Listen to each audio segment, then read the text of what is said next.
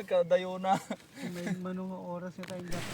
Ket kastangar kakabsat, napan kami dito ay tanaw ba to, tapno urayan may iti iruruar ti init, ken apan kami maten nag-relax iti daytoy nga lugar kakabsat.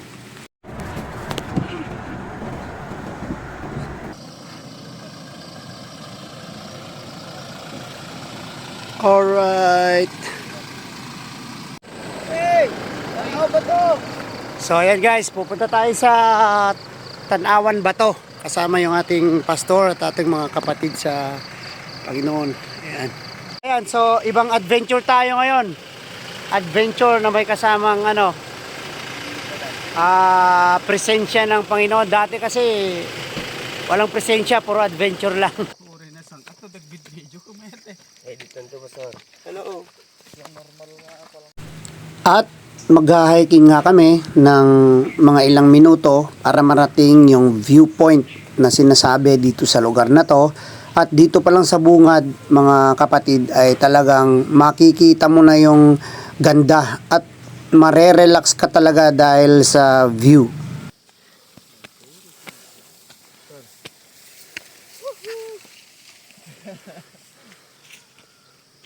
Dito muna kayo. Wow. Sarap pala dito. Guys. Again. Ayan guys.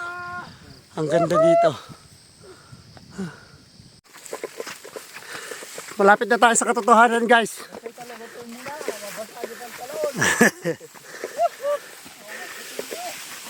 Oh. Wow. At nakarating na kami mga kapatid at syempre sobrang gaan sa pakiramdam nung nakarating kami dito sa tuktok at talaga namang nag-i-enjoy kami sa lamig at saka sa ganda ng bungad ng aming adventure ngayong araw na to. So sa mga gustong pumunta dito, madali lang to puntahan mga kapatid dahil yung daanan medyo malayo nga lang, parang nasa Baguio ka. Pero dito, pag narating mo yung tuktok, ay napakasaya. Kaway-kaway, dito! Hey!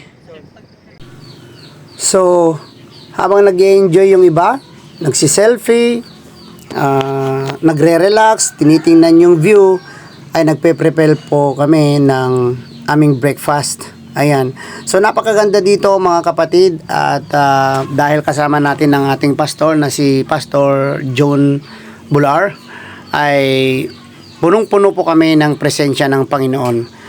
So sa gustong dumalo po, maki-attend ng service sa United Pentecostal Church ng Tumawini ay welcome po ang lahat. Nagsisimula po ang aming service ng 8 to 10 AM. So, sa gustong pumunta po, ay mag-PM lang po kayo para maka-receive po kayo ng salita ng Panginoon. So, ito na yung pinakahintay namin guys na, na pagkakataon. Yung magsa-sunrise. Yan naman talaga yung sadya namin. Apo, nag-met ko ma. Pastor. Kanta tayo. Isend ko man GGC tayo pastor. Baka humabol brad no ko ah. Ay panday pa nataygaan niya ako sa gabi. Ano rabi? Last night ajim sa. Last night. Living na bigat. Baka humabol dadagi yun na makita dati nagpintas nga view.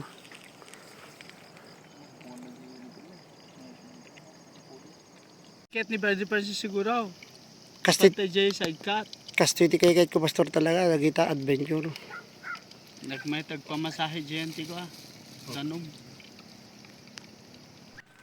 O halina kayo mga kapatid at mag-breakfast na tayo. Nakalimutan namin yung kape. Buti na lang kasi pag meron yung kape, ubos yung tubig namin.